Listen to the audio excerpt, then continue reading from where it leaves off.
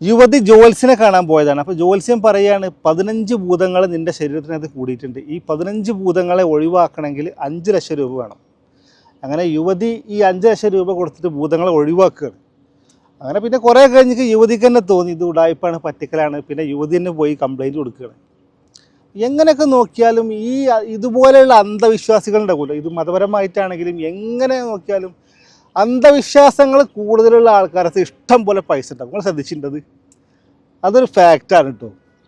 എന്നാൽ അത്യാവശ്യം ബുദ്ധിയും പിന്നെ അന്ധവിശ്വാസമൊന്നും ഇല്ലാത്ത ആൾക്ക് പൈസ എപ്പോഴും കുറവായിരിക്കും. ഭയങ്കര ഭക്തിയും കാര്യങ്ങളൊക്കെ ആകും, പക്ഷേ പൈസ ഭയങ്കര ഉണ്ടാവും. ശരിക്കും പൈസക്കാരനാവാനുള്ള ഒരു ടെക്നിക്ക് അന്ധവിശ്വാസിയായാൽ മതി കേട്ടോ, അല്ലേ? ശരിയല്ലേ? ഈ ഒരു കഥ പറയുമ്പോൾ എൻ്റെ ഒരു അനുഭവത്തിലുള്ളൊരു കഥ പറയാൻ കേട്ടോ. നാട്ടിൽ 2 അയൽവാസികൾ തമ്മിൽ ഭയങ്കര ശത്രുതയാണ്. അപ്പോൾ ഒരാൾക്ക് മറ്റാളെ കണ്ടുകൂടാത്തതിന് കാരണം ഒരാൾ നല്ല പൈസക്കാരനാണ് എന്നുള്ളതാണ്. അപ്പോൾ ഈ പൈസക്കാരനായ അയൽവാസി ഉണ്ടല്ലോ, അയാൾക്കൊരു വീക്ക്നെസ് ഉണ്ട്. അയാൾ ഈ സിഹറും അതുപോലെ ആഭിചാരമൊക്കെ ചെയ്യുന്ന ആൾക്ക് ഇടയ്ക്കിടയ്ക്ക് പോകുന്ന ഒരാളാണ്. അത് ഈ അയൽവാസിക്ക് നന്നായിട്ട് അറിയാം. എങ്ങനെയെങ്കിലും ഈ പൈസ ഉള്ള ആളെ തകർക്കണം എന്നുള്ള ഒരു ചിന്തയുണ്ടോ ഈ അയൽവാസിക്ക് ഉണ്ടായത്. അങ്ങനെ ഇയാൾ കണ്ടെത്തുകയാണ്, ഈ ആഭിചാരം ചെയ്ത് കൊടുക്കുന്ന ആളുണ്ടല്ലോ അയാളെ പോയി കാണുകയാണ്. അയാൾക്ക് പോയി പൈസ ഓഫർ ചെയ്തിട്ട് ഇയാളെ തകർക്കാൻ ഇങ്ങനെ സഹായം ചോദിക്കുകയാണ്. അങ്ങനെ 2 കൂട്ടരും കൂടിയിട്ട് കണ്ടെത്തിയൊരു പോകാൻ വഴി പറഞ്ഞാൽ ഇയാളുടെ വീട്ടിൽ, ഈ പൈസക്കാരനായ ആളുടെ വീട്ടിൽ ഒരു നിധി ഉണ്ട് എന്നിട്ട് പറയുകയാണ്. അപ്പോൾ ആ നിധി കുഴിച്ച് എടുത്തിട്ടുണ്ടെങ്കിൽ ഭയങ്കര നിധി, കോടിക്കണക്കിന് രൂപയുടെ നിധി നിങ്ങൾക്ക് കിട്ടും.